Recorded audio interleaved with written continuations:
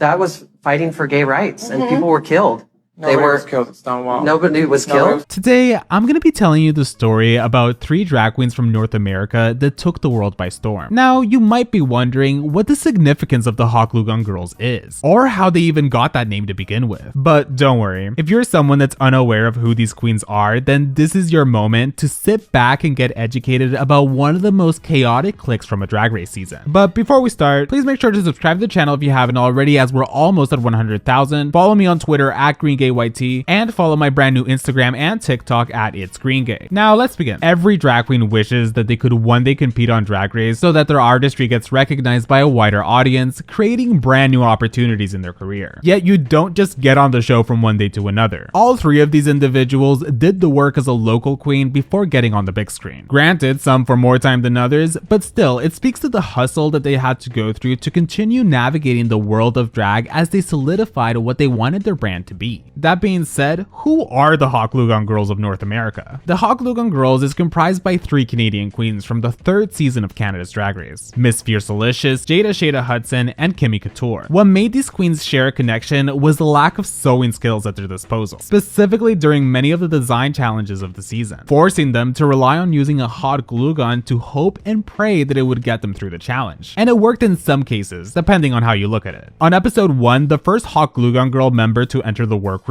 is Kimmy Couture, who comes in repping the colors of the trans flag, making it clear that she's here to bring the trans representation to Canada's Drag Race. Along with that, she's the drag daughter of Isis Couture, the winner of season 2, so she had ties to royalty. Now, Kimmy is from the Ottawa drag scene and became known there as a high energy performer. Even before Canada's Drag Race even became a thing, I remember I had friends living in Ottawa that would frequently go to the gay bars, and Kimmy was among the names that they'd always mention, because according to them, every time Kimmy would perform in that small stage at the Lookout bar, she was lip syncing as if her life was on the line. A clear sign that she had the spark within her to be a good contender within the Drag Race format. In the case of Jada Shada Hudson, she walks in representing the Toronto drag scene, which is pretty highly regarded in Canada, considering there's not that many big cities with a thriving gay village that allows for the sustainability of full-time drag queens. But Toronto tends to be the closest thing to that next to Montreal. With that, Jada really is a legend within Toronto drag, to the point where there was a lot of hype built around her all the way from 2019, when her name was among the highest requested to get on the first season of Canada's Drag Race. So seeing her finally make her debut on the franchise felt so right. On the other hand, Miss Fiercalicious, while still active in the drag scene, wasn't as well known as Jada. That being said, she was probably the best suited for being on a television show out of most of the queens in the cast. It just felt like she was born to create conflict with other people on set. To top it off, just based on her entrance look, she gave off the impression that she was going to be one of the fashion queens of the season. And in a way, she kind of did end up being exactly that. If you watch her entrance, you'll notice that Jada gets up from her seat from how gagged she is to see Fierce there. And that's because, yes, they knew each other prior to filming, but also because of the chaos that was about to erupt at the competition. The first challenge was a design-based one, where the queens had to take the runway look that they displayed in the mini challenge and reconstruct it into a brand new look. This, of course, was the first sign of danger to many of the Hot Glue Gun girls who had their skills being put to the test. But not all of them did that bad of a job. By the end of the episode, Jada ends up within the top 3 of the challenge, while Kimmy earns herself a safe placement. However, Miss Fiercalicious ends up in the bottom 3, getting critiqued by the judges for her outfit having barely any correlation to the original look that she had done for the mini challenge. Yet if you're a longtime fan of the season, then you know that Fierce went on to turn this look into a whole brand thing for her, by constantly reminding people about the level of importance that this look had in the ever-evolving world of drag. She's even made a running joke where she gets as many Drag Race queens as possible to wear the contraption that she refers to as the prolapsed anus dress. Shockingly though, Fierce ends up being saved from the bottom 2 and survives for at least 1 more week.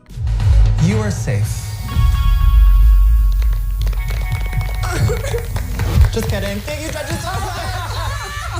On episode 2, Kimmy and Fierce get paired together for the Canadian version of the Despy Awards. And after trying to come up with some jokes, Fierce ends up overwhelming Kimmy altogether due to how pointed her attitude is. Now listen, Fierce can be a lot of things, but patient isn't one of them. So if she's feeling some type of way, she's really gonna give it to you. Which is why many people consider her to be one of the pillars that kept this season afloat in terms of entertainment. Although what made her relationship with Kimmy and Jada even better was that nobody was afraid of talking back to Fierce. Fierce. And sometimes even the comebacks that the queens would come up with would make for a highlight within the episode altogether. On the other hand, Jada Shada Hudson, who was paired with Miss Mosu, said that out of all the people in the room, the person she would have least wanted to work with for the challenge would be Miss Fiercalicious, setting up the storyline that yes, Fierce's big personality is coming off as too strong for many of the queens in the competition. Now, even though they had a rocky start to the challenge, against all odds, Kimmy and Fierce end up rising to the occasion. In fact, Fierce gets voted by the cast into winning the award for Lifetime Achievement in Delusion. The runway theme for this episode was Goddesses. Fierce's look had one of my favorite wigs that I've seen, with mirrors being incorporated into the hair. It just looked so unique, at least in terms of what we've seen on Drag Race. But overall, even though both of them did a good job in the challenge, Kimmy Couture ends up winning the challenge on her own, which was also the last challenge that she'd end up winning this season. Now, the relationship between Miss Fiercalicious, Kimmy Couture, and Jada Shada Hudson slowly starts to become one of the main narratives of the season, especially since all of them end up making it to the top 4. Yet part of what made them a funny clique was how often they would run into conflict with each other. By the time we get to the 3rd week, it's yet another one of those low budget episodes that showed that this time around, maybe production must have been saving some of their money for the filming of Canada versus the World that took place just a couple weeks after the filming of season 3. But anyways, this time the queens were put into pairs and they all had to pick a RuPaul song that they would perform to in front of the judges. Unfortunately, Vivian Vanderpuss would end up having the power to assign the song to each queen, with Miss Fiercalicious's pair being given what many considered to be the worst song out of the choices available. So even though Fierce hated the song she got, her alongside Bombay didn't do as bad of a job as the judges would later critique them for. On the contrary, Jada Shada Hudson ends up winning the challenge after her performance with Irma. That ended up being a point of contention within the fanbase because many felt that Kimmy and Lady Boom Boom had the most cohesive performance of the night. But let me know who you think did the best this episode. For the runway category, the queens had to bring a look where the focus was sleeves. And while Jada and Kimmy each had a good showcase, Fierce's look was one of the least impressive of the episode, climaxing in her being placed in the bottom 2 against Chalazon LaRue. They lip sync to Don't Call Me Baby by Krisha Turner, and Fierce ends up proving that she's more than just a pretty face, and is actually a really good lip syncer. Like, rewatching this just made me think how unfortunate it was that this would go on to be the last time that we would see her perform on the show. Subsequently, Brooke announces that Fierce has won the lip sync, being able to terrorize the girls for at least another week. When we get to episode 4, we have another design sewing challenge, where they all had to make a look from the same source material. This ends up being the episode where the hot glue gun girls begin to fall apart. People tend to underestimate what someone can do with a hot glue gun in a design challenge. I mean, these are queens that not only were setting the runway on fire with their outfits, but they were also burning their fingers with the hot glue. So really, the final product that we see is one made out of the pain and tears of a drag queen. But do the judges even care if traditional sewing methods aren't being used on an outfit? If you watch season 11, then you know that Brooklyn Heights is a really talented seamstress. I mean, the couple outfits that she made in the workroom were really well executed, to the point where it kind of looked like she had gotten them made for the competition. Yet it's in that same respect that she can sometimes overlook the work that's done by a hot glue gun. I mean, yeah, none of these outfits were exactly winning material, but you can still create a cohesive concept out of it. Although, just because you can, doesn't mean that everyone will be able to. For example, Jada ends up using her hot glue gun to create what people consider to be one of the most bizarre runways we had seen, which included a long tube on top of her head with a red wig coming out from the end, along with a shimmering hope that you could see within Jada's eyes that she would be able to make it through just one more week. Kimmy and Fierce, on the other hand, put together something that is able to get them at least out of the danger of getting negative critiques. But we're not out of the woods just yet. While on the main stage, Brooklyn asks the girls who each of the queen thinks deserves to go home tonight, to which Kimmy ends up saying Jada Shada Hudson just based on the challenge. But when they go back to untuck in the workroom, Jada confronts Kimmy for having named her on the main stage, because they've known each other for many years, and if the roles were reversed, Jada would have never done the same to her. But suddenly, the conversation shifts when Fierce joins in, and it's revealed that Kimmy ended up having some trauma after working with Miss Fiercalicious just a couple weeks back, resulting in them going back and forth for a bit, where Fierce blamed Kimmy for not having told her that she hurt her feelings, and Kimmy telling Fierce that she should already be mature enough to know when she's hurting people's feelings. Listen, if you're not planning on watching the whole season, I advise you just watch this episode and skip to the untucked part, because it's even better out of context. The hot glue gun girls are fighting. Girls are even funny.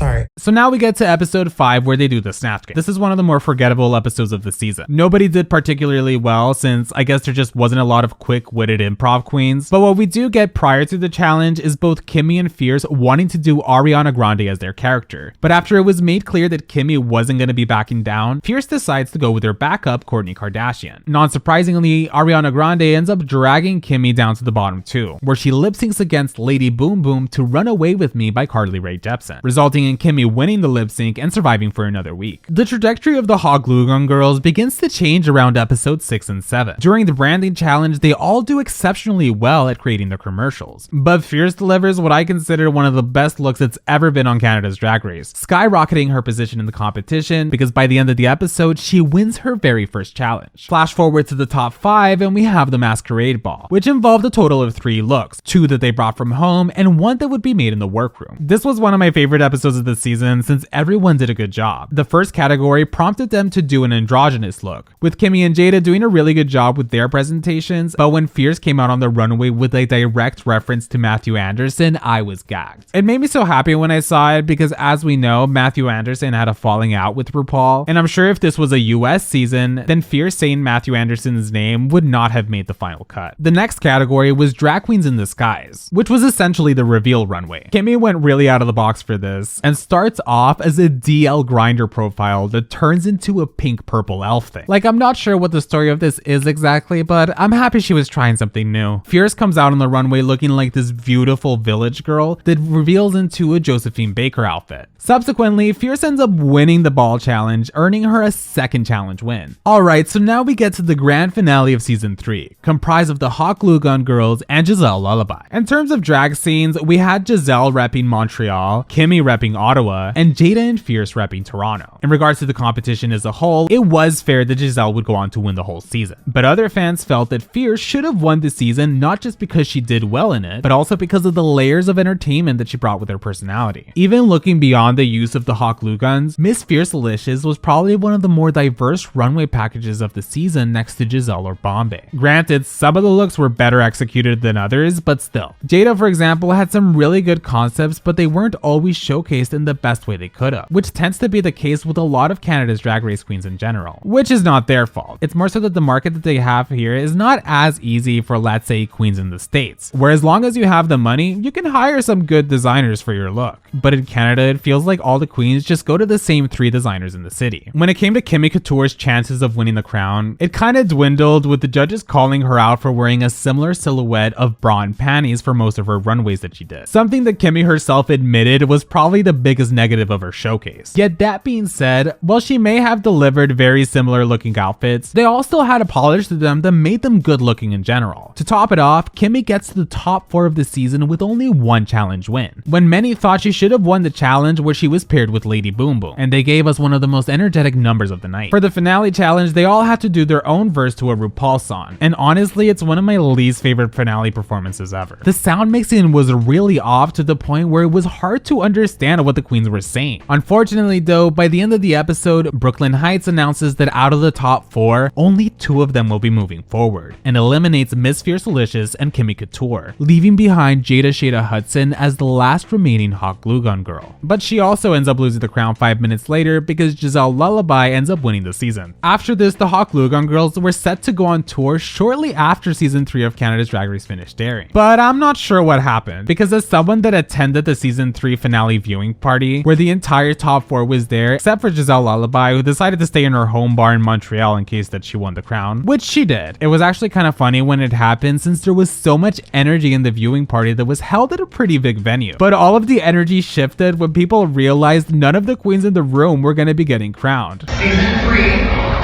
is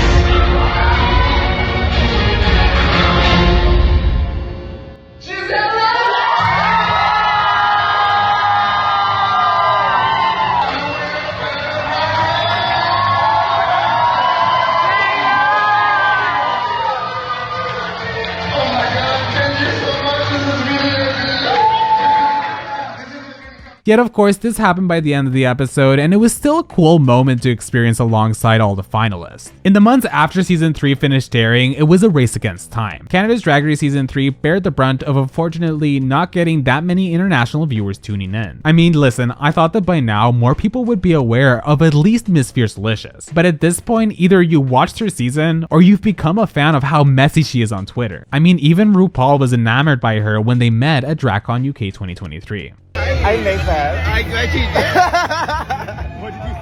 I said I made that, so she said I bet you then. Along with that, several months later at DragCon LA 2023, most of the season 3 cast returned for the Bring Back My Girls panel that happens at DragCon every year. That's actually a pretty good opportunity for the queens from international seasons that don't usually get a reunion after their season aired to talk about some of the events that transpired since filming. Surprisingly, in most of the Bring Back My Girls, you can tell that the queens are either a little tipsy or they've been waiting a very long time to get some things off their chest. Essentially, if you're a fan of the season and you haven't watched this reunion, go check it out because it was a pretty funny watch. So there you have it, the Hot Glue Gun girls that shook North America. Comprised of 3 queens whose personalities, while vastly different, was able to provide us with TV moments that made for an entertaining season. Nowadays they all seem to be good friends while also being at completely different stages in their Drag Race career. But that brings the question, what future do you hope to see for Jada, Shada, Hudson, Miss Fiercalicious, and Kimmy Couture? Let me know in the comments. I want to take a moment to thank my patrons. In the Elite Pink Squad we have Matthew Burns, Gay Uncle, Poppers Alberta, Sari Tish, Natasha De Leon, Las Potitas, and their most recent Pink Squad member, Cool Gal Nan. Up next we have the Green Squad with Azure, Cayman Rider Furry, Edgar Allan Pup, IJS, Not a Punch, But a Keek, Jack Beck, Aaron W, Captain Chaos, Bashir with the good beard, Galeria Gomez, Dea, Dea, and Sarah G. If you'd like to see your name on the screen, you can support me on Patreon. The link will be in the description. Thank you guys so much for watching this video. As I said before, we're almost at 100,000 subscribers, so please make sure to subscribe if you haven't already, like this video, and comment below what you thought about the topic. Also, don't be afraid to suggest topics that you'd like me to cover. Always adding new ideas to my list of potential future projects, so I don't mind adding more. I'm also really excited for All Stars 9 that's gonna start airing soon, but I'm not sure if I'll make a video covering it just yet. Anyways, I'll see you guys next time.